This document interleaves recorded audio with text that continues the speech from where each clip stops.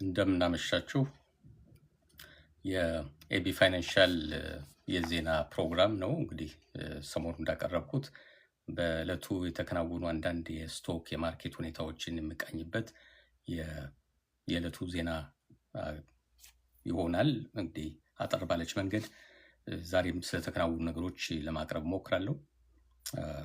ዛሬ በቲክቶክ የሚሰራጨውን እንደገና ደግሞ ነገ በዩቲዩብ ይቀመጣል፣ በአብነት ፋይናንሻል እና በማራኪ ቲቪ ይቀመጣል። እዛም ሄዳችሁ ሼር እና ላይክ እንድታደርጉት ጠይቃችኋለሁ። ዛሬ አርብ ዲሴምበር 19 2025 ነው። በአሜሪካ እንግዲህ ምንድነው የተከናወነው የሚለውን ነገር ለመቃኘት እንሞክራለን። ትናንትና ስቶክ ማርኬት ደህና ነበር። ዛሬ ትንሽ ወደ ኋላ ተመልሷል፣ ተጎትቷል። አንዳንድ የተጎዱ ስቶኮች አሉ። ስለነሱ ጉዳይ አንዳንድ ነገር አነሳላችኋለሁ። የቤትን ጉዳይ በሚመለከት የቤት ማርኬት በአሜሪካ ምን ደረጃ ላይ ደረሰ የሚል ሪፖርትም ዛሬ ወጥቷል። እሱንም አቀርብላችኋለሁ።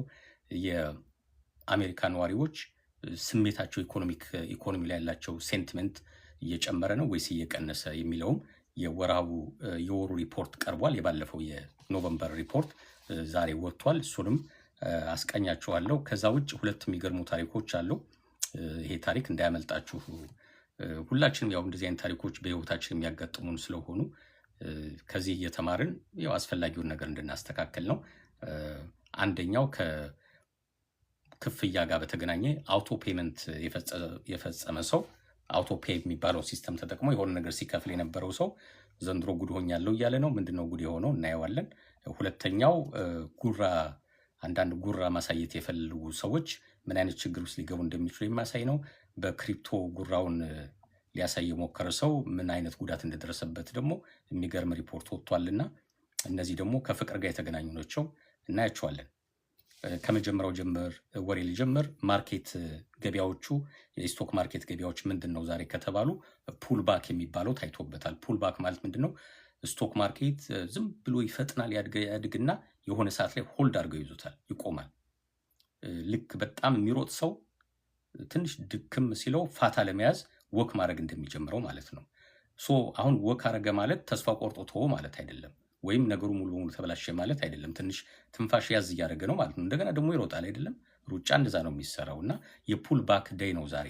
እንዲያውም ቀኑ ብቻ ሳይሆን ያለፉት 2 ወራት ምናልባትም የፑል ባክ ቀናት ነበሩ። አመቱ ሙሉ ስቶክ ማርኬት ጥሩ ነው፣ ግን አንዳንዴ ከፍ ይልና መልሶ ይወርዳል።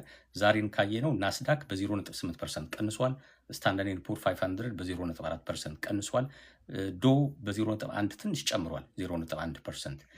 በአጠቃላይ የቴክኖሎጂ ካምፓኒዎች ትንሽ ችግር እየታየባቸው ነው፣ ዲክላይን እያደረጉ ነው። ዲክላይን ያደረጉ ማለት ግን ከሰሩ ማለት አይደለም። ትናንትና ያተረፉት ዛሬ ሸጠው ወጡ ማለት እኮ ነው። ለምሳሌ ማይክሮን ትናንት በጣም የተሳካለት ካምፓኒ ማይክሮን ነው። ከኤአይ ጋር የተገናኘ ቺፕ አምራች ማይክሮን ትናንት በ15.8% ነበር ስቶኩ ያደገለት። እነዛ በ18% ስቶካቸው ያደጉላቸው ዛሬ ሸጠው ወጡ ማለት ነው።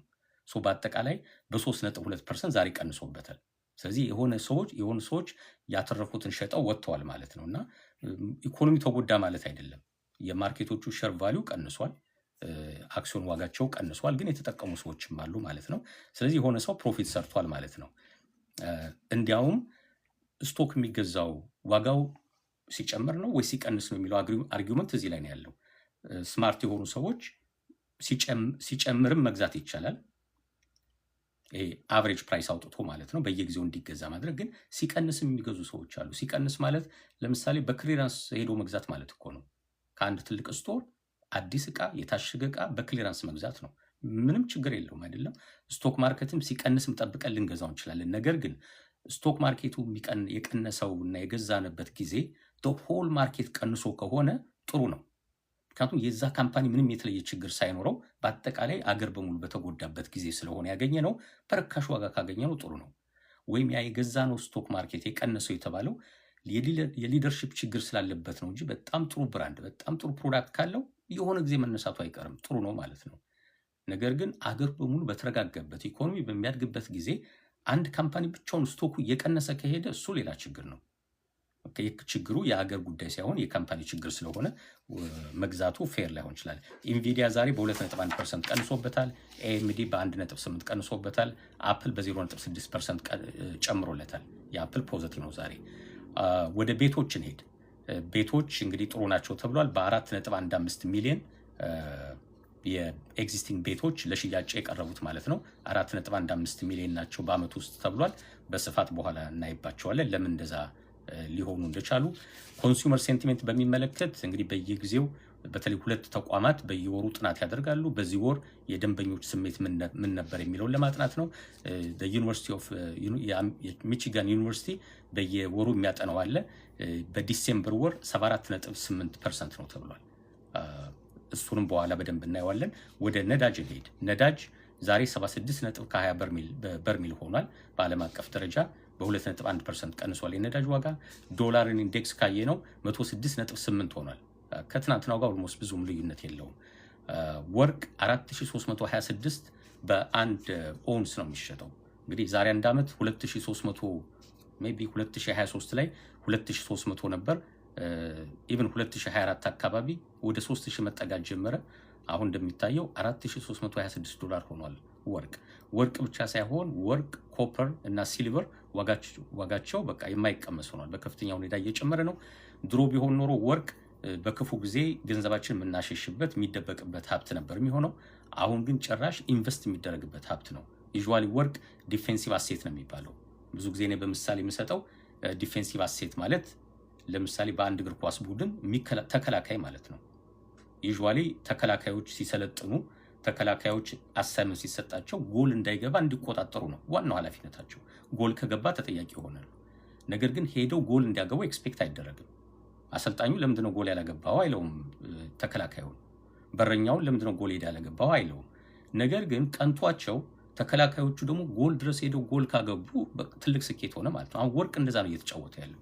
ለረጅም ጊዜ የመከላከል ኃላፊነት ነው ያለው። ስቶክ ማርኬት በሚዋዥቅበት ጊዜ ገንዘባችን ወርቅ ላይ እናስቀምጣለን። ዲፌንሲቭ አሴት ነው። የወርቅ ዋጋ ሁሉ የተረጋጋ ስለሆነ እንደው ካደገም ቀስ እያለ ነው የሚያድገው፣ ግን አይቀንስም ወርቅ። እሱ ነበር ዋናው። በዚህ ዓመት ግን የጨመረው ፍጥነት ኦልሞስት በ15 ወራት አካባቢ በ100% ነው እንግዲህ ያደገው። በዚህን ያህል ፍጥነት ወርቅ አድጎም አይታወቅምና ትልቅ ገበያ ነው ለወርቅ ብዬ አምናለሁ። ከዚህ የምንረዳው ምንድነው? የቴክኖሎጂ ስቶኮች ትንሽ ያዝ እያደረጉ ነው ሰዎች። አመቱም እያለቀ ስለሆነ በቃ ከዚህ በኋላ ሰከን የሚባልበት ጊዜ ነው። የሚቀጥለው ሳምንትም ስቶክ ማርኬት ይሄን ያህል ሞቅ አይልም። የክሪስማስ ጊዜም ነው። በበዓላት ምክንያት መስሪያ ቤቶችም ይዘጋሉ። ስለዚህ ካሁኑ በቃ እችን አመት ጨርሻለሁ አሁን በሰላም ልረፍ የሚሉበት ጊዜ ይመስለኛል ሰዎች። ስለዚህ ፓኒክ ማድረግ አያስፈልግም ማለት ነው። ስቶክ ማርኬት ላይ ያለ ሰው ይህን ሲሰማ የስቶክ ማርኬት ዋጋ የእንትና ወደቀ የዛኛው ወደቀ እያሉ ፓኒክ ማድረግ አያስፈልግም።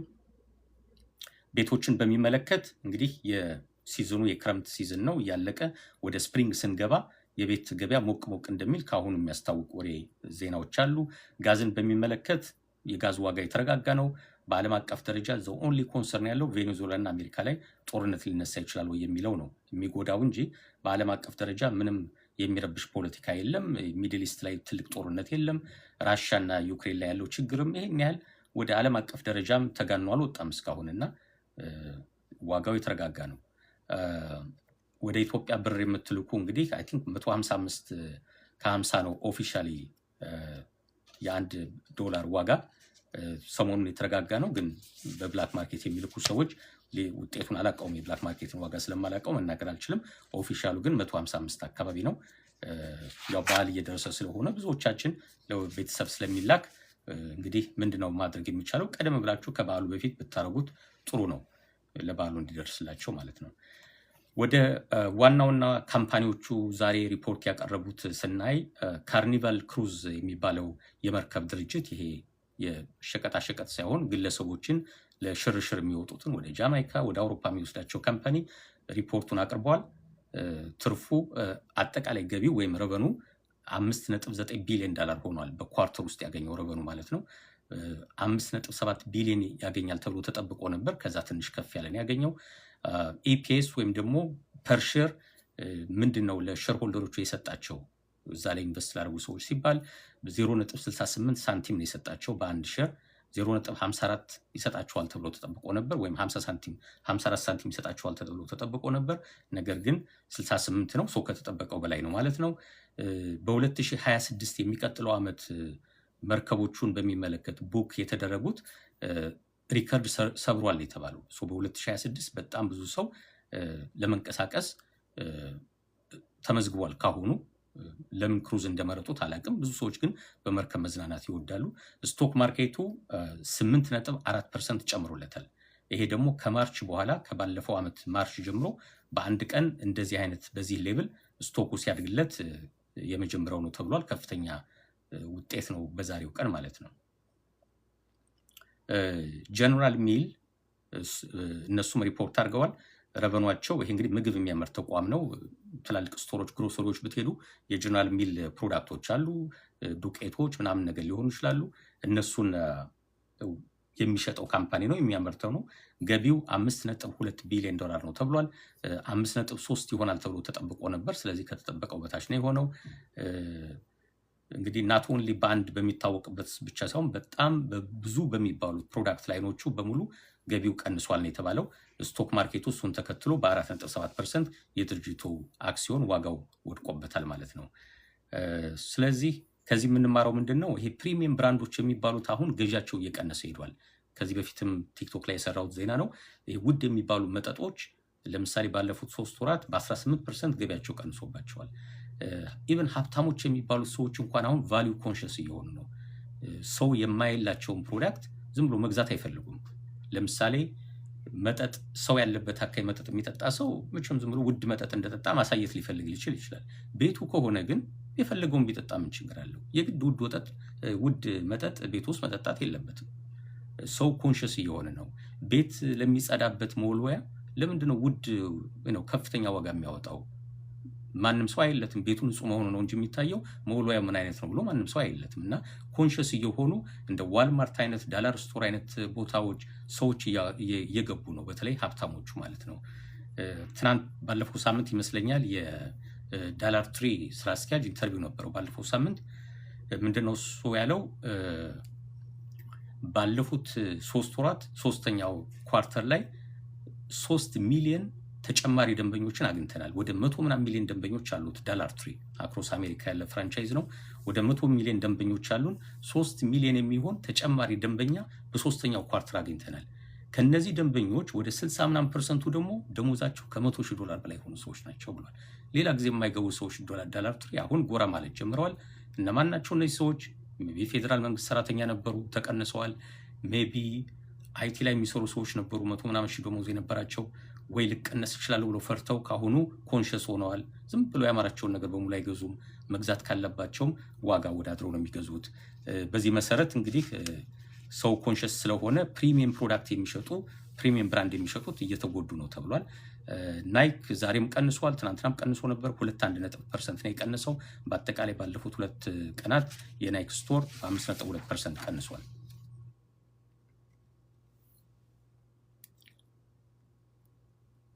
ወደ ቤቶች ማርኬት ሊሄድ እንግዲህ በቲክቶክ ብዙ ጊዜ እኔ ቤት የሚመጡት እነ አይዳ እና ደግሞ እነ ፍሬ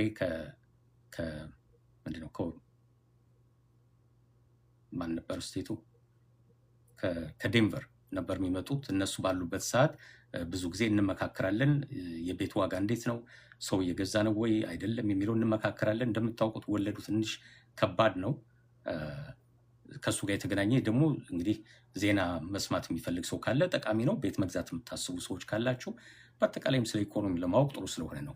በዚህ ቀን ወይም ዛሬ ሪፖርት የተደረገው ኤግዚስቲንግ ሆም ሴልስ ማለት ኦልሬዲ ቤቶቹ ነዋሪ ያላቸው ለሽያጭ ቀርበዋል። አዲስ ቤቶች ሳይሆኑ ኦልሬዲ ነዋሪ ያላቸው ሰዎች ለሽያጭ የቀረቡት ከባለፈው ዓመት ጀምሮ ከዲሴምበር 24 እስከ ዲሴምበር 25 ሲታይ 4.15 ሚሊዮን ደርሰዋል ማለት ነው ለሽያጭ የቀረቡት። ከጁላይ ጀምሮ አሁን ደግሞ በስፋት አድገዋል ነው እንግዲህ። ከጁላይ ጀምሮ ሲወዳደር በስፋት አድገዋል። ኖቨምበር ላይ ከነበረውም አሁን ትንሽ ቀንሷል ነው የተባለው። ከኖቨምበሩ ትንሽ ቀንሷል ዲሴምበር። ግን በአጠቃላይ በአመቱ 4.15 ሚሊዮን ሆኗል አኑዋላይዝድ በሆነው ሬት ማለት ነው። ሞርጌጅ እንግዲህ ያለበት ችግር ምንድን ነው?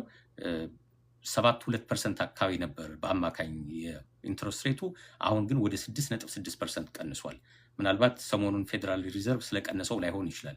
የሞርጌጅ ሬት በዋናነት የሚወሰነው በቦንድ ማርኬት ነው። በዛ መሰረት ቢሆን ግን ትንሽ ቅናሽ ያሳያል። 6.6% ነው በአማካኝ ያለው። እነ ብሉምበርግ ነው ይሄን የዘገቡት። ነገር ግን ደግሞ ከሪጅንም ይለያያል። ለምሳሌ ኖርዝ ኢስት በሚባለው በዚህ ከካሊፎርኒያ ጀምሮ ነው ይቅርታ፣ ከኒውዮርክ ጀምሮ ወደ ፊላደልፊያ፣ ኒውጀርሲ አካባቢ ያሉት በአጠቃላይ ሽያጭ በ3.2% ጨምሮላቸዋል። ሚድዌስት ያሉት በ2.1% ጨምሮላቸዋል። ወደ ደቡብ ያሉት 1.8%፣ ዌስት ያሉት ወደ ካሊፎርኒያ ወደ ሲያትል ያሉት 0.9% ጨምሮላቸዋል። የኮንሱመር ሴንቲሜንትን በሚመለከት ዛሬ ሪፖርት ወጥቷል። አሜሪካ የሚኖሩ ደንበኞች አሁን ስላለው ኢኮኖሚ ያላቸው መረዳት ስሜት ምን ይመስላል? ሴንቲሜንቱ ነው የሚጠናው። ይሄን ከሚያጠኑት ውስጥ አንዱ የሚቺጋን ዩኒቨርሲቲ ነው። አይ ቲንክ 80 ዓመት አልፎታል ይህን ጥናት ሲያጠና። የዚሁ የባለፈውን ወር ሪፖርት አቅርቧል። በዚህ መሰረት 74.8 ነው ብሏል የአሜሪካውያን ሴንቲሜንት። አሁን ያለው የኢኮኖሚ ሁኔታን በሚመለከት 77.2 ፖይንት ነው ያገኙት። ከባለፈው ጋር ሲወዳደር ባለፈው 73.1 ነው፣ አሁን 77.2 ነው። ከፍ ብሏል ማለት ነው። ትንሽ ነገሮቹ ተሻሽለዋል። ባለፈው ወር ኦክቶበር በተለይ ብዙ ሰው ከስራ የተሰናበተበት ጊዜ ስለነበር ለብዙ ሰዎች ሁሉ ነገር ጨለማ የነበረበት ጊዜ ነበር። ኢሚግሬሽኑ አሁንም አለ። ብዙ ሰዎች ቤታቸው ተደብቀው የሚኖሩም አሉ። እሱ ስቲል ሶሉሽን አላገኘም። ግን አንዳንድ የኢኮኖሚ ሁኔታዎች እንደተሻሻሉ ያሳያል። አንደኛው አሁን ያለው ሁኔታ በሚል 77.2 ነው። የወደፊቱስ ነገሮች ይሻሻላሉ ብላችሁ ተስፋ ታደርጋላችሁ ለሚለው 73.3 ነው። ባለፈው ወር 71 የነበረው ከባለፈውም ትንሽ ይሻላል ነው። ኢንፍሌሽን ኤክስፔክቴሽኑን በሚመለከት ኢንፍሌሽኑ ይጨምራል ወይስ ይቀንሳል ብላችሁ ትጠብቃላችሁ ለሚባሉት 2.8% የሚሆኑት ይቀንሳል ብለው ይጠብቃሉ። ባለፈው 3.1% ነበር። ስለዚህ ሰው ስቲል ተስፋ ወደ መቁረጥ እየሄደ ነው ማለት ነው። ከባለፈው ትንሽ ያነሱ ሰዎች ናቸው እንግዲህ ኢንፍሌሽኑ ይቀንሳል ብለው ተስፋ የሚያደርጉት። ዩኒቨርሲቲ ኦፍ ሚቺጋን ባጠናው ጥናት ለምንድን ነው የሰዎች ስሜት ትንሽ የተበረታታ የሆኑ በዚህ ወር የጨመረው ሲባል፣ አንደኛው የጋዝ ዋጋ እየተረጋጋ በአንዳንድ ቦታዎች ደግሞ እየቀነሰ በመሄዱ ሊሆን ይችላል። ሁለተኛ የስራ ገበያው በሚመለከት አርቲፊሻል ኢንቴሊጀንስ ይመጣል ምናምን ተብሎ የፈራነውን ያህል ብዙ ሰው ከስራ እየተቀነሰ አይደለም። ያ ማለት ሰው እየተቀነሰ አይደለም ማለት አይደለም። ካምፓኒዎች ሰው ይቀንሳሉ። አማዞን 10 ምናምን ሺህ ቀንሻለሁ ይላል። ታርጌት ይሄን ያህል ሺህ ቀንሻለሁ፣ ይሄኛውም ይሄን ያህል ሺህ ይላል። ግን ማርኬቱ ዜናዎች ላይ የምንሰማቸው ይሄ መጋነኖች በቃ አርቲፊሻል ኢንቴሊጀንስ መጣ ከስራ ላይ ስወጣ ነው ምናምን የሚለው መጋነኖች ያን ያህል ውጤቱ ገና እየታየ አይደለም። አሁን የዛሬ 5 ዓመት ጋር ልንደርስ እንችላለን ለዛ። ግን አሁን እየታየ ስላልሆነ ሰዎች ትንሽ መረጋጋት እየታየባቸው ነው የሚላለው። ሶስተኛው ወቅቱ የበዓል ወቅት ነው፣ ሆሊዴይ ነው። ስለዚህ ገበያው ሞቅ ሞቅ ይላል ነው። ሰዎች ወጥተው ዕቃ ይገዛሉ። ስለዚህ እሱም ራሱ የፈጠረው ስሜት ሊሆን ይችላል። አራተኛው ይሄ ዩኒቨርሲቲ ለምንድን ነው ነገሮቹ እንዲሻሻሉ ኤክስፔክት ያደረጋችሁት? ዋጋ ቢሆን ኑሮ ይቀላል፣ የቤት ዋጋ ይቀላል፣ ዋቴቨር እንዴት ፖዚቲቭ ነገር ሊታያችሁ ቻሉ ሲባል፣ አንደኛው ግምታቸው ደግሞ የሰዎቹ 2026 ተጨማሪ ወለድ እንደገና ቅናሽ ሊደረግ ስለሚችል በአጠቃላይ ክሬዲት ካርድም ለመጠቀም ቤትም ለመግዛት መኪናም ለመግዛት የተሻለ ነገር ሊመጣ ይችላል ብለው ተስፋ ያደርጋሉ። የፌዴራል ሪዘርቭ ባለስልጣናትም ቢያንስ አንዴ እንዲያው ግፋ ቢልም 2 ብቻ እንቀንሳለን ለሚቀጥሉ ዓመት ስላሉ ለዛ ኤክስፔክቴሽን ተጨማሪ መረጃ አላቸው ማለት ነው። ዋናው መናገር ግን ምንድነው ኮንሱመር ኮንፊደንስ እንደዛ ጨመሩ ተብሎ ገንዘባችንን ዝም ብለን ማባከን የለብንም፣ መቆጠብ አለብን። ክፉ አለ በጎ አለ። ክፉ ነገር ቢመጣ ነው ዝም ብለን የገዛናቸው ኮተቶች፣ ጫማ፣ ልብስ ምንም መፍትሄ ይዘውልን አይመጡም። ለዛ የሚሆነውን ገንዘብ በጊዜው ካስቀመጥ ነው ሴቭ ካረግ ነው እና ኢንቨስት ካረግ ነው ተጠቃሚ የምንሆነው ማለት ነው። ወደ ፕራክቲካል የኢኮኖሚ ኢምፕሊኬሽኖች የቢዝነስ ፋይናንስ ኢምፕሊኬሽኖች ልሂድና ምንድነው አሁን የሚጠበቀው ከኛ? እንግዲህ አመቱ እያለቀ ነው። 2025 ሊያልቅ ዛሬ 20 አካባቢ ነው ያለው። ቴክኒካሊ 10 ቀን ነው የሚቀረን ማለት ነው። ምንድነው ማድረግ የምንችለው የሚባለው እንዲያው ገንዘባችሁን ኢንቨስት የምታደርጉት ሰዎች የመጨረሻዋ ጊዜ ይችናት ማለት ነው። አጠቃላይ ቢዝነሳችሁን ኢኮኖሚውን ኢንቨስትመንቱን የምትከታተሉበት እስከ ዲሴምበር 31 ማድረግ የምችሏቸው ነገሮች አሉ። አንደኛው ማድረግ የምችሉት የከሰራችሁበት ስቶክ ካለ መሸጥ አለባችሁ ማለት ነው። በዚህ በኩል የከሰራችሁት በዛ በኩል ጌን ካለ እሱን ያካክስላችኋል ማለት ነው። አሁን የከሰራችሁትን ካልሸጣችሁና እንደ ሎስ ሪፖርት ካልተደረገ ግን ታክስ ፋይል ስታደርጉ ምንም አድቫንቴጅ አታገኙበትም ማለት ነው። ስለዚህ ጌይኑን በሎስ ማካካስ የምትችሉት አሁን በዚህ 10 ቀን ውስጥ ከሸጣችሁት ነው። ሁለተኛ መጠንቀቅ ያለባችሁ ዋሽ ሴል ሩል የሚባላል። ዋሽ ሴል ሩል ማለት ምንድን ነው? ለታክስ አድቫንቴጅ ብላችሁ ግን መሆን የለበትም። ስትሸጡት ለታክስ ፐርፐስ ሳይሆን በቃ ስለተጎዳችሁ ነው መሆን ያለበት። ለምሳሌ ቅድም እንዳየነው የናይክ ስቶክ ቀንሷል። በዚህ 2 ቀናት ብቻ ወደ 5% ቀንሷል።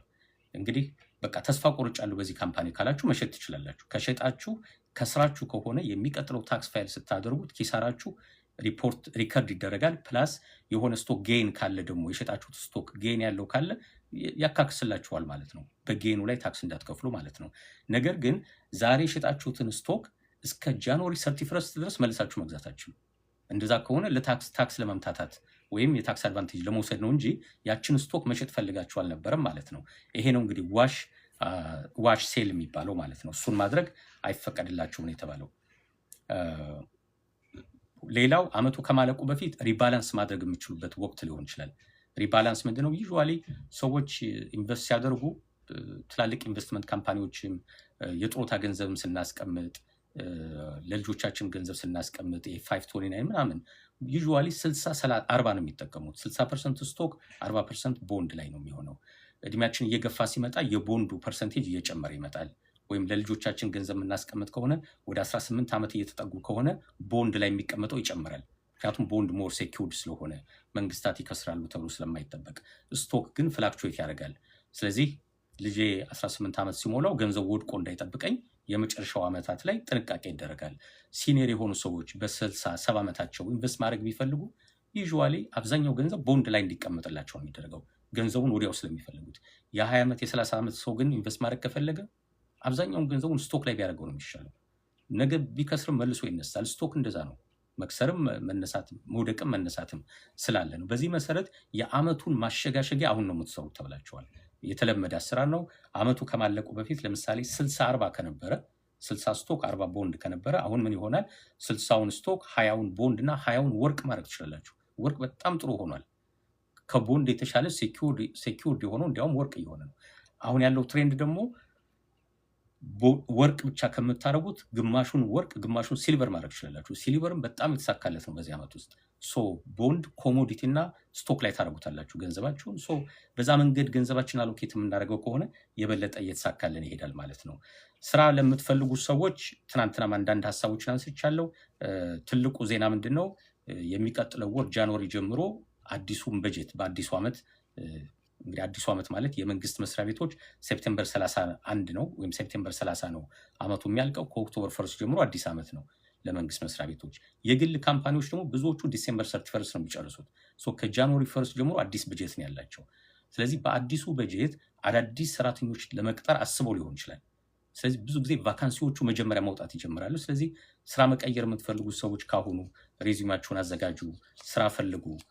ጃንዋሪ እና የካቲትና ጥር ላይ አዳዲስ ስራዎች ስለሚወጡ ያኔ ቶል ብላችሁ አፕላይ እንድታደርጉ ማለት ነው። እግረ መንገዳችሁን ደግሞ ፓርታይም ስራ እየሰራችሁ ቢዝነስ ማግኘት የምትፈልጉ ሰዎች ታክስ ፕሪፓሬሽን ላይ ብትገቡ ጥሩ ነው። አይ ዶንት ኖ አሁን ጊዜው ስላለፈ እውቀቱ የሌላችሁ ሰዎች እዚህ ላይ ምን እንደምታደርጉ መገመት ይከብዳል። ምክንያቱም 10 ቀን ነው የቀረው። ሜቢ ጃንዋሪ ከጨመራችሁት 1 ወር አላችሁ። እነ ኤች&አር ብሎክ የአጭር ጊዜ ኮርስ ይሰጣሉ። የ4 ሳምንት ምናምን ኮርስ ይሰጣሉ። እሱን ኮርስ ራሱ ብትጀምሩት ዛሬ ወይም ሰሞኑን ብትጀምሩት ጃንዋሪ ከማለቁ በፊት ኮርሱን ጨርሳችሁ የአይአርኤስን ፈተና ተፈትናችሁ ሰርቲፋይድ ከሆናችሁ ዘንድ ታክስ መስራት ትችላላችሁ ማለት ነው። ሜቢ የምትቀጥለውን ዓመት መለማመጃ ታደርጓታላችሁ። እዛው ኤች&አር ብሎክ ላይ ስልጠናዎች ሲሰጣችሁ ቦታ ሰፈራችሁ አካባቢ ቢሮ ስላላቸው እዛ ሄዳችሁ ብትሰሩ አይ ቲንክ 50-50 መሰለኝ ደንበኛ ሲመጣ ታስተናግዳላችሁ፣ ታክሱን ፋይል ታደርጋላችሁ። 50% የኤችአር ብሎክ ነው፣ 50% የእናንተ ነው። ይሄ ልክ የፀጉር ቤት ሰዎች የሚሰሩት እንደማለት ነው። ወንበሩን ነው የሚከራዩት 50-50 እንደሚባለው። በዛ መንገድ ተለማምዳችሁ በሂደት ደግሞ የራሳችሁን ቢዝነስ ታደርጉ ይችላላችሁ። ሄልዝ ኬር አሁንም ሰው እየተቀጠረ ነው ተብሏል። ሲኤንኤ ቤት ላይ የሆናችሁ ሰዎች ጥሩ ነው እዛ ውስጥ አፕላይ ብታደርጉ። ወይም በአጠቃላይ ሄልዝ ኬር አሜሪካ ትልቅ ደሞዝ የሚገኝበት የሄልዝ ኬር ሴክተር ነው። የጋቨርንመንትን በሚመለከት ያው ፌዴራል መንግስት ብዙ የሚቀጥረው ነገር የለም። ካውንቲዎች እና ስቴቶች ካሏቸው ቼክ ብታደርጉ ጥሩ ነው። በተለይ አቮይድ ማድረግ ያለባችሁ እነ ሪቴል ስቶር ሆኖ ልብስ፣ ጫማ ምናምን የሚሸጡት እነሱ አሁን በዓሉ የሚያልቀው ከሚቀጥለው ሳምንት በኋላ በዓሉ ስለሚያልቅ ለዚህ ሲዝን ብለው የቀጥሯቸው ሲዝናል ሰራተኞችን የሚያሰናብቱበት ጊዜ ስለሆነ አሁን ሄዳችሁ አፕላይ የምታደርጉበት ጊዜ አይደለም። ቴክኖሎጂን በሚመለከት እንግዲህ በጣም ቮላታይል ነው። የቴክኖሎጂው አይነት ይወስኗል። የተማራችሁት ቴክኖሎጂ በተለይ አይቲ ሆኖ የአይቲው አይነት በቀላሉ በአርቲፊሻል ኢንቴሊጀንስ የሚተካ አይነት ከሆነ ልትቸገሩ ትችላላችሁ።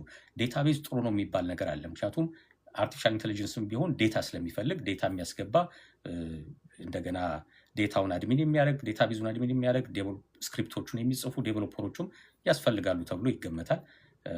እሱንም መጠበቅ ትችላላችሁ። ሆስፒታሊቲ ኢንዱስትሪን በሚመለከት ያው ጊዜው ቀዝቃዛ ጊዜ ነው፣ በረዶ ነው፣ ብዙ ሰው እንቅስቃሴ ውስጥ የለም። አሁን ከበዓላቱ ውጭ ከዛ በኋላ ጥርና የካቲት በቃ ጸጥ የሚልበት ጊዜ ነው። ከባድ በረዶ ደግሞ የሚኖርበት ጊዜ ስለሆነ ሆቴሎች ምናምን ብዙም ሰራተኛ አይቀጥሩም። ከዛ በኋላ ወደ ስፕሪንግ ሲመጣ ነው ነገሮቹ ሞቅ ሞቅ የሚሉት እስከ ማርች እስከ ሳመር ድረስ ማለት ነው።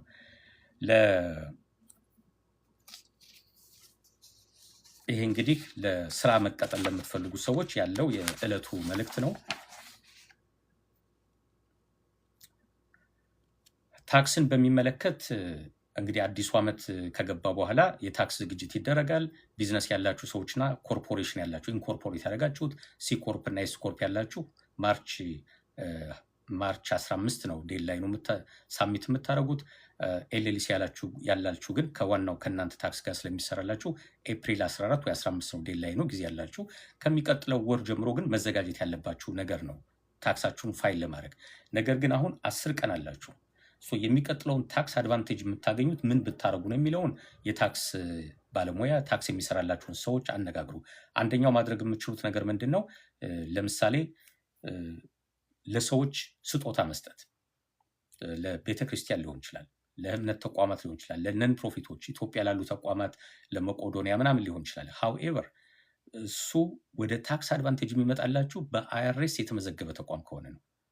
በአይአርኤስ የተመዘገበና 51C 3 በብራኬት C3 ይሉታል። እዛ ውስጥ የተመዘገበ ድርጅት ከሆነ ለእንደዚህ አይነት ድርጅት ከሰጣችሁ ታክስ ላይ አድቫንቴጅ መውሰድ ትችላላችሁ። የ51C ስታተስ ከሌለው ግን ምንም ማድረግ አይቻልም።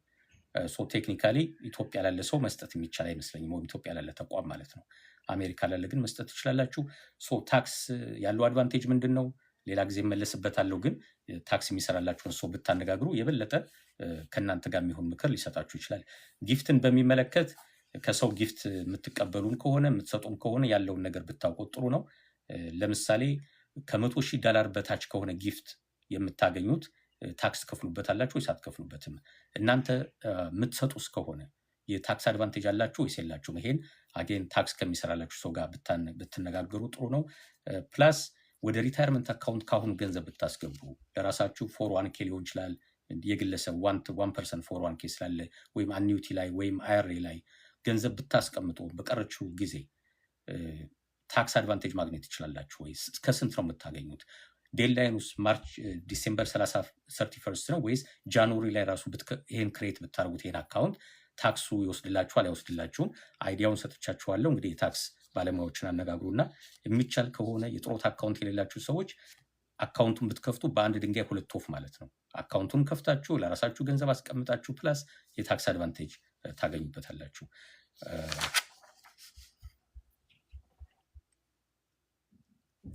የዕለቱን እንግዲህ ዋና ዋና ወሬዎች ጨርሻለሁ። ወደ ስቶክ ማርኬት እና ከቢዝነስ ጋር የተገናኙ ወሬዎችን ያቀረብኩላችሁ። ያው እንግዲህ በየቀኑ ስለሆነ የምመጣው ማታ ማታ 30 ደቂቃ አካባቢ ነው ዜናውን ሳምራይዝ ማድረግ የምፈልገው የቀኑን። ግን በዚህ ነገር ማስለመድ የፈለግኩት ነገር ምንድነው? በቀን 2 ስቶሪዎችን ለማምጣት እሞክራለሁ። እነዚህ 2 ስቶሪዎች እውነተኛ ስቶሪዎች ናቸው። አሜሪካ ውስጥም ሊሆን ይችላል፣ ሌላም ሀገር ያጋጠሙ ስቶሪዎች ናቸው። የሚገርም ባህሪ ያላቸው በስቶሪነትም የተነገሩት የሆነ ባህሪ ሌት ስላለ ነው። ሁለተኛ በእኛ ህይወት ራሱ የሆነ የምንማርባቸው ነገሮች ስላሉ ነው። የኢኮኖሚ፣ የፋይናንስ፣ የፐርሰናል ሪሌሽንሽፕ፣ የቤተሰብ ሪሌሽንሽፕ ሊሆን ይችላል። የሆነ ነገር የምንማርባቸው ከሌላው ሰው ጥፋት እኛ የምንማረው ነገር ስላለ ማለት ነው። እንደዚህ አይነት ስቶሪዎችን ነው መመርጠላችሁ። ዛሬ መመርጠላችሁ ሰው ቬንሞ በሚባለው ሲስተም አፕሊኬሽን አውቶፔ ያዘጋጀ ሰው ነው። የአውቶፔ ማለት እንደምታውቁት በየወሩ እየገባችሁ መክፈል ሳያስፈልጋችሁ አንድ የአውቶፔ ላይ ሴሌክት ካደረጋችሁት ራሱ ቀኑን እየጠበቀ ይከፍልላችኋል። ሶ ምንድነው የሆነው? የ31 ዓመት ወጣት ነው። ቴክሳስ ኦስቲን ውስጥ የሚኖር ሰው ነው። ከአንድ ሴት ጋር ነበር የሚኖሩት። ከ2019 እስከ 2021 ነበር የሚኖሩት። ሩሜት ናቸው ማለት ህጋዊ ጋብቻ የላቸውም። አብረው ነው የሚኖሩት። የቤቱን ዋጋ ሸር ያደርጉታል። ሩሜት በነበሩበት ጊዜ ፍቅረኛ ስለነበሩ የእሷን ፓርት ለመክፈል ብሎ ራሱ ቬንሞ መክፈል ጀመረ። ሴታፕ አደረገላት ማለት ነው። የእሷን ድርሻ እንዳትከፍል ለማገዝ ብሎ ለምሳሌ $3000 ከሆነ የራሱን 1500 ኮንትሪቢዩት ያደርጋል።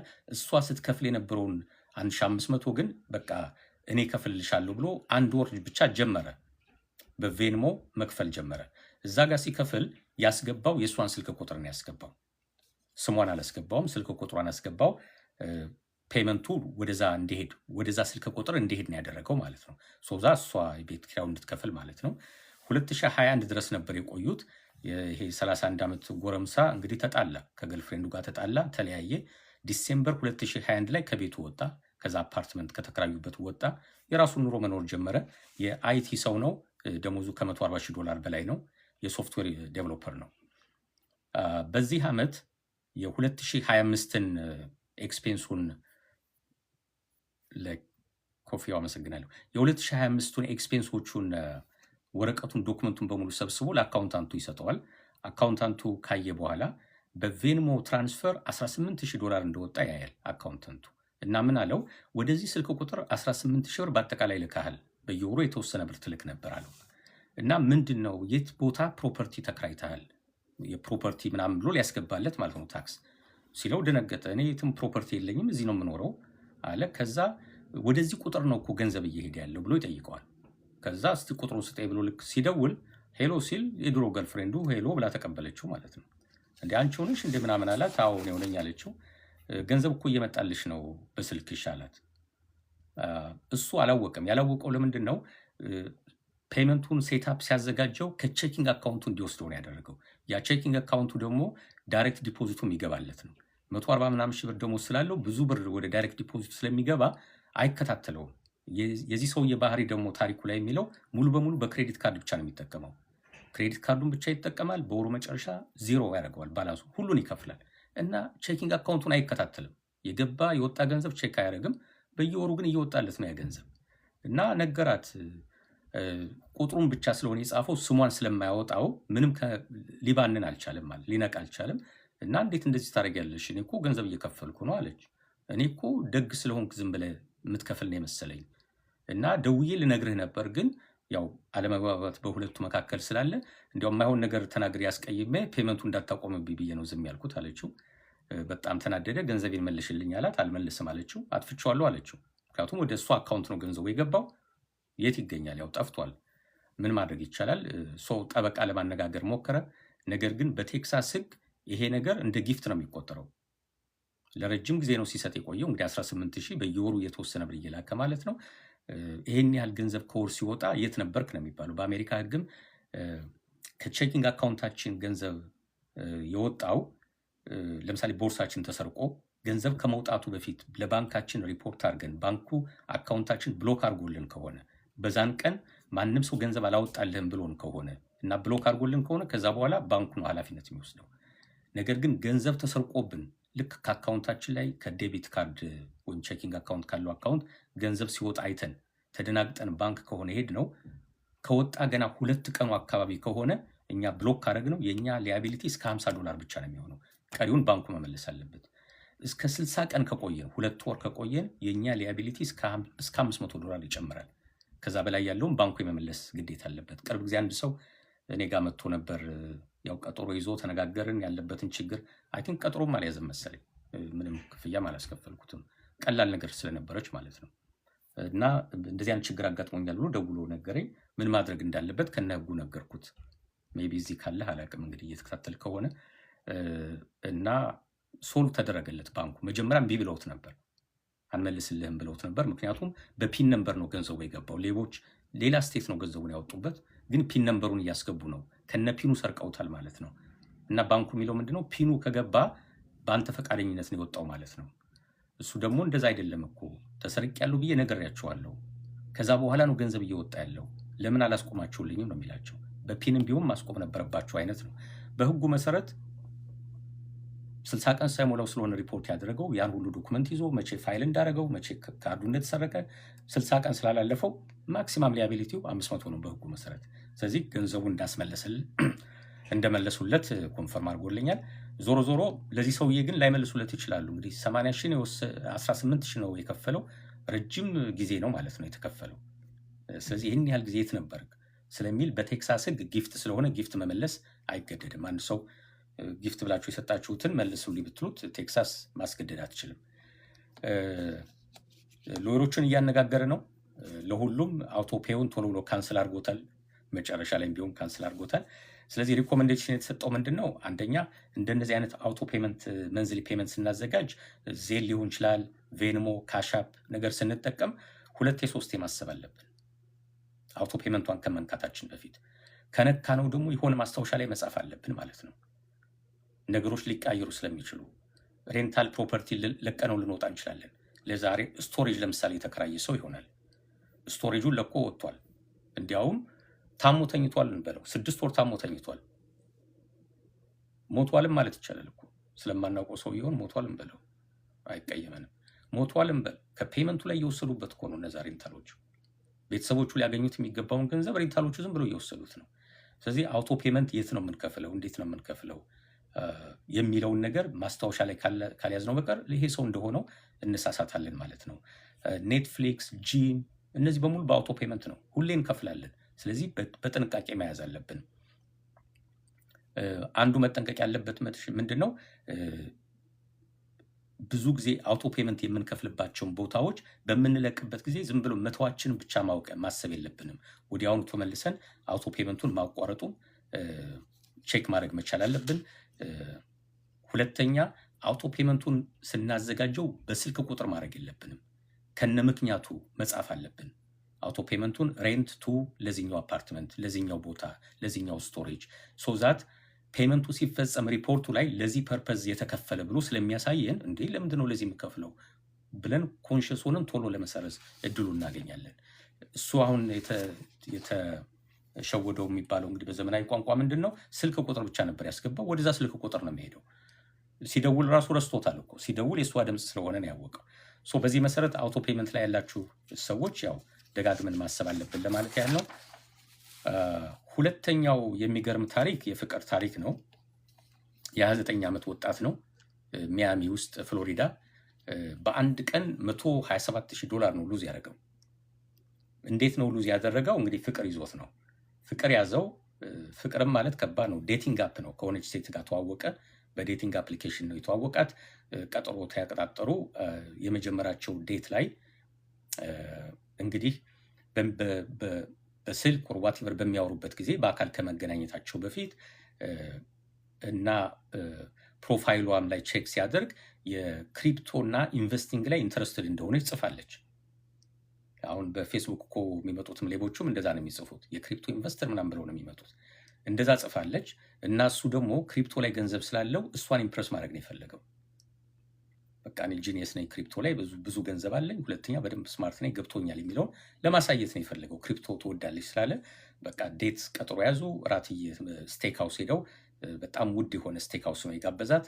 ምግብ እየተመገቡ ጨረሱ። መጠጥ መጠጣት ጀመሩ እና ምን ጠየቀችው? ስለ ክሪፕቶ ፕሮፋይሉ ጠየቀችው። ያኔ ስልኩን አወጣና $340,000 የተለያዩ ክሪፕቶ ከረንሲዎች ላይ እንዳሉ አሳያት ማለት ነው። ግን የመጀመሪያው ቀን ነው እንግዲህ ያው ጉራ ነገር መሆኑ ነው እንግዲህ ያለውን ሀብት በሙሉ ዝርግፍ አድርጎ መናገር ጀመረ። እና አክቲቭ ትሬደር እንደሆነ ማሳየት ፈለገ። እንደዛ ነኝ አለ። በየጊዜው ነው የምገባው፣ እገዛለሁ፣ እሸጣለሁ ምናምን አለ። እንዲያውም ላሳይሽ የኔን ስትራቴጂ አለ እና ወዲያውኑ ክሪፕቶን ከፈተና $100,000 ያለው የኢትራም እንትኑን ሸጠው፣ ክሪፕቶን ሸጠው። ትንሽ ቆይቶ የ90 ደቂቃ ውስጥ እዛው እያሉ የዛ የ100,000 ኢትራም አካውንቱ በአጠቃላይ ወደ በ87% ክራሽ አደረገ። $100,000 የነበረው $13,000 ገባበት ነው። ምንድን ያደረገው? ኢትራሙን ሸጦ ሌላ ስሞል ካፕ ሜም ኮይን ገዛ። በዛ በ$100,000 ማለት ነው። ሜም ኮይን የገዛው እና እሷ ምላለችው ነው እሱ ሚላት ልክ ኮይኑን ሲገዛ በቃ አሁን ወደ ጨረቃ እንተኮሳለን፣ በአንድ ሀብታም አሳይሻለሁ ገንዘብ እንዴት እንደሚያድግ ምናምን ብሎ ጉራ ነው የሚነሳው። እዛው ቁጭ ብለው መጠጣቸውን እየጠጡ በ90 ደቂቃ ውስጥ ያቺ ሜም ኮይን ክራሽ አድርጋ በ87% ክራሽ አድርገች እና $13,000 ደረሰች። 100,000 የነበረችው ገንዘቡ ማለት ነው። ስለዚህ በ90 ደቂቃ ውስጥ 87,000 ሉዝ አረገ። በጣም ደነገጠ፣ ፈራ። ወዲያውኑ $40,000 እንደገና ማርጅን ሎን ወሰደ። በክሪፕቶ ማርጅን ሎን የሚባል አለ፣ ወይም በኢንቨስትመንት እሱ ሎን ወሰደና ሌላ ክሪፕቶ በ$40,000 ገዛ።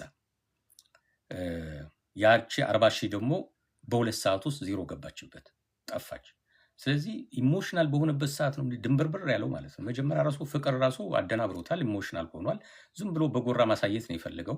ክሪፕቶ ላይ ያለ ማለት ይችል ነበር፣ ግን በአንዴ በዛች ቀን ብቻ ያችን ማታ ማለት ነው ራት በልተው የጠጡ በተዝናኑበት ሰዓት $127,000 ሉዝ አረገ። መጀመሪያ ከፍቶ ያሳያት $340,000 የነበረው $213,000 ደረሰች ማለት ነው። እና ትልቁ ነገር የሚያሳዝነው ምንድን ነው? የእሷ ሪያክሽን ነው። ያን ሁሉ ገንዘብ በተበላበት ጊዜ ምን አለችው? አይ እኔ እኮ ክሪፕቶ ብዙም አላውቅም፣ እኔ እንዲያውም የሜዲካል ሴልስ ውስጥ ነው ያለሁበት፣ የሕክምና መሳሪያ ነው የምሸጠው፣ ስለ ክሪፕቶ ብዙም አላውቅም አለችው። ብዙ ለማታውቅ ሰው ነው እንግዲህ ሰርፕራይዝ አረጋታለሁ ብሎ ሉዝ ያደረገው ገንዘቡን። እሷን መጀመሪያ ክሪፕቶ ምናምን ብላ ፖስት ስላደረገች ፕሮፋይሏ ላይ እሷን ኢምፕሬስ ለማድረግ ፈልጎ ነበር። ከዛ እሷ ምን አደረገች? የራሷን 50% የራቷን ከፍላ ወጣች ማለት ነው። ይህ ሰውዬ ተስፋ የለውም ብላ ከፍላ ወጣች። ከዛ በኋላ ሊያገኛት አልቻለም። በቃ ወይ ብሎክ አድርገዋለች ማለት ነው። እንደዛ ነው ጨዋታው እንግዲህ። ምንድነው ከዚህ ሰውዬ የምንማረው? አንደኛ እንግዲህ በዛ ነገር ኤክስፐርት የሆነ ሰው ቢሆን ኖሮ እንደዚህ ላይ ሻሳት ይችል ነበር። ዝም ብሎ ተባራሪ ወሬ ሰምቶ ይሆናል ኢንቨስት ያደረገው፣ በማያውቀው ነገር ገብቶ ሜም ምናምን ኮይን እያለ ዝም ብሎ ይገዛል ማለት ነው። እንዴት ነው የሚጣራው ምናምን የሚለውን ነገር ሳያጣራ ለእሷ ሾውፍ ነበር ነገሩ። ያው ተጎዳ ማለት ነው። እንዲያውም አሁን ቴራፒ ውስጥ ገብቷል ሰውየው፣ ኮምፐልሲቭ ትሬዲንግ ውስጥ ካራክተር ስለታየበት። ኮምፐልሲቭ ትሬዲንግ እነዚህ ኮምፐልሲቭ ናቸው፣ ዝም ብለው ሪያክት የሚያደርጉ ቶሎ የሚደናገጡ። ስቶኩ ወደቀ ሲባል ይበረግጋሉ፣ ስቶኩ አደገ ሲባል ያላቸውን ሀብት ሙሉ እዛ ላይ ይጭናሉ። እና ለሱ ራሱን የቻለ ቴራፒ አለው። ልክ ቶሎ እንደሚናደድ አንገር ማኔጅመንት አይነት ቴራፒ ይወስዳሉ ማለት ነው። በአጠቃላይ የዚህ ሰውዬ ታሪክ ይሄ ነው። በአንድ ቀን ብዙ ብር አጥቷል፣ ለፍቅር ለሾፍ ብሎ ማለት ነው። ስለዚህ ምክሩም ምንድን ነው? ፍቅር በዚህ መንገድም አይገኝም። ገንዘብ አሳይተን ገንዘቡን ወዳ የመጣች ሴት ቴክኒካሊ ፍቅርም አይደለም፣ እሱ የገንዘብ ፍቅር ነው እንጂ የሰው ፍቅርም ስላልሆነ የትም አታደርስም ነው። በክሪፕቶ ወይም በኢንቨስትመንት ሾውፍም ብዙም አያስፈልግም። ስለዚህ ከሱ የሚማር ሰው ይማራል ማለት ነው። የዛሬ አንድ ምሽታችን እንግዲህ በዚሁ ልጨርስ። ነገር ግን ምንድን ነው በዚህ ሳምንት ማድረግ የምንችለው? አንዳንድ ከዛሬው ዜና ደግሞ ተነስተን ለራሳችን የምንጠይቃቸው ጥያቄ ምንድን ነው ሲባል፣ አንደኛ ፋይናንሻል ስቴቢሊቲ በጣም ኢምፖርታንት ነው። ገንዘብ መቆጠብ አለብን፣ ለክፉ ጊዜም ለበጎም ጊዜ። ቤተሰቦቻችን የምናግዝበት ጊዜ ነው አሁን። ኢትዮጵያ ያሉት ቤተሰቦቻችን፣ ኢትዮጵያ ያሉት አብሮ አደጎቻችን በዚህ ሰዓት $100 ብንልክላቸው ለእነሱ ኢትስ ቢግ ዲል። ለጓደኞች የድሮ ጓደኞቻችን ሃይ ስኩል ከኛ ጋር ለተማሩ ለምሳሌ በግ ለእነሱ ሊገዙበት ይችላሉ። $100 ለእኛ ምንም ላጠቅመን ትችላለች። እቺ የምትቀጥሏ ሳምንት ናት በቃ የምትወስነው ማለት ነው። ከዛ በኋላ በጉ ራሱ ምንም ፐርፐዝ አይኖረውም በዓሉ ካለፈ በኋላ፣ በተለይ ለክርስትና እምነት ተከታዮች ማለት ነው። ስለዚህ ከቤተሰብ ጋር ያለው ግንኙነት እንደተጠበቀ ሆኖ አት ዘ ሴም ታይም ግን ለቤተሰብ ለጓደኛ ያለን ኃላፊነትና ለእኛ አሜሪካ ላለንና ካናዳ ላለን ሰዎች ያለን የፋይናንስ ኃላፊነት ደግሞ ምንድን ነው? ባላንስ ማድረግ መቻል አለብን። ለጠየቀ ሰው በሙሉ ገንዘብ የሚላክ ከሆነ ኢኮኖሚካችን እዚህ ያለው ኢኮኖሚ ደግሞ ይጎዳል ማለት ነው። እዚህም ደግሞ ቤተሰብ እኮ ይኖራል፣ እዚህም ልጆች ይኖራሉ፣ ትዳር ይኖራል፣ እዚህም ደግሞ ፊቸር ህይወት አለች፣ ኢንቨስት መደረግ አለበት፣ ቤት መገዛት አለበት፣ ዋቴቨር። ስለዚህ ሁለቱን ባላንስ ማድረግ አለብን። በስራ ምክንያት እንደዚህ አንዳንድ የሚያጋጥሙ ሰዎች አሉ። መልቲፕል ቤተሰብ ነው ያላቸው፣ ኤክስቴንድድ ፋሚሊ ያላቸው፣ ወንድ 4-5 ወንድም ይኖራቸዋል፣ ለሁሉም ይልካሉ። አንድ መላክ ከጀመረን ደግሞ በዛ በኩል ያለው ኤክስፔክቴሽን በቃ አላቸው ተብሎ ኤክስፔክት ይደረጋል። እዚህ ላይ ያለውን ችግር ማንም ላይ ያውቀው ይችላል። እዚህ እኮ 2 ስራ 3 ስራ እየተሰራ የሚመጣ ገንዘብ ነው፣ ምንም በቃ ላይፍ የሚባል ነገር ሳይገኝበት ማለት ነው። በተለይ ሴቶቹ 3 ሰዓት 4 ሰዓት 3 ስራ 4 ሰዓት 4 ስራ እየሰሩ ትዳር መመስረት ሁሉ ሳይችሉ በቃ ጊዜያቸውን በሙሉ ለቤተሰባቸው የሚያጠፉ ኢትዮጵያ ያሉትን ቤተሰቦች እንዴት እናግዝ? አንዳንዴ ደግሞ የምንሰማው ታሪክ ያሳዝናል። በዛ በኩል ደግሞ እንዴት አቢዩዝ እንደሚያደርጓቸው እና ሁለቱን ባላንስ አድርገን መቀጠል መቻል አለብን። እኛ እየተጎዳን እዚህ ያለው ቤተሰባችን እየተጎዳ መሆን የለበትም። ወይም ደግሞ ጭፍን ብለን ምንም አልሰጠምም ማለት የለብንም። ባላንስ እያደረግን ብንሄድ በዓሉን ጥሩ ነው ብዬ አምናለሁ።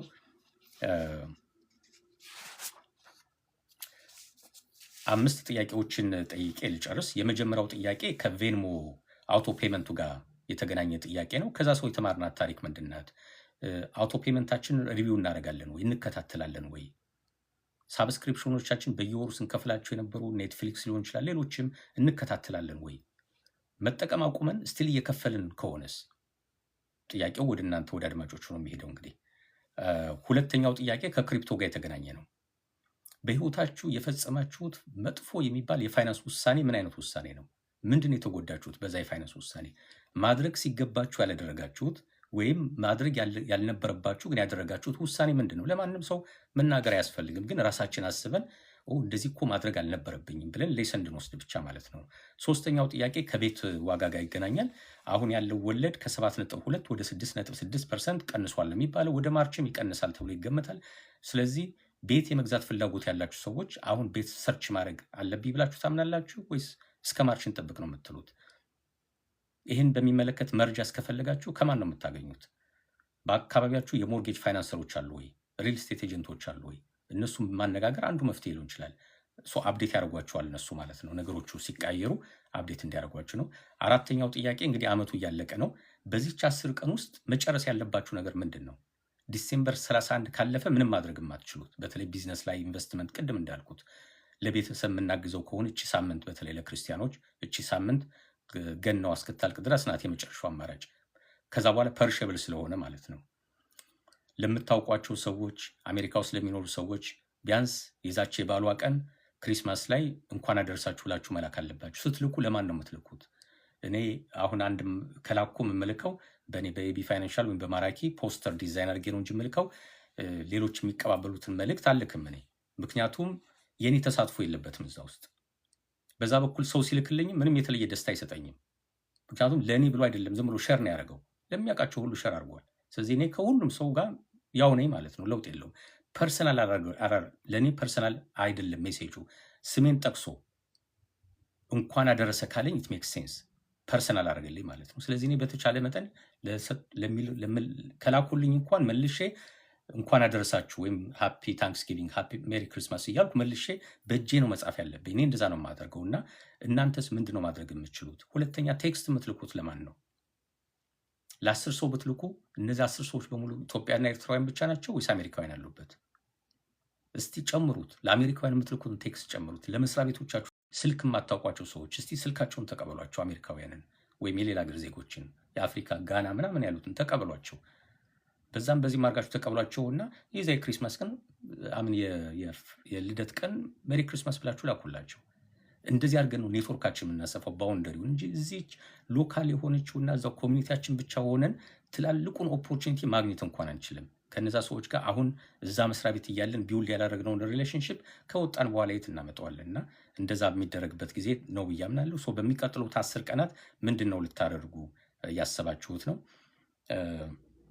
ከዛው አንጻር የኮሚኒቲ ሪስፖንሲቢሊቲን በሚመለከት ኢትዮጵያ ላሉት ቤተሰቦቻችን ምንድን ነው ልናደርግ ያሰብነው? ለጓደኞቻችን ምንድን ነው ማድረግ ያለብኝ? እንደው ቅዳሜና እሑድ አስባችሁ ወደ ተግባር እንድትውሉ ያህል ነው። ከኔ ጋር ስላመሻችሁ አመሰግናለሁ። የኤቢ ፋይናንሻል የዕለቱ የዜና ብሪፍ ይሄን ይመስላል። አቅሜ ከፈቀደ እንግዲህ ማታ ማታ ብቅ እያልኩ አንድ 30 ደቂቃ ቢያንስ የቀኑን እንቅስቃሴ እና ቢያንስ ሁለት ስቶሪዎችን እንደዚህ ሸር ለማድረግ እሞክራለሁ። ነገ በማራኪ ቲቪ እና በአብነት ፋይናንሻል ዩቲዩብ ይቀመጣል ይሄ ቪዲዮ። ፈቃዳችሁ ከሆነ ላይክ እና ሼር ብታደርጉት ጥሩ ነው። ከኔ ጋር ስላመሻችሁ አመሰግናለሁ። ቴንክ ዩ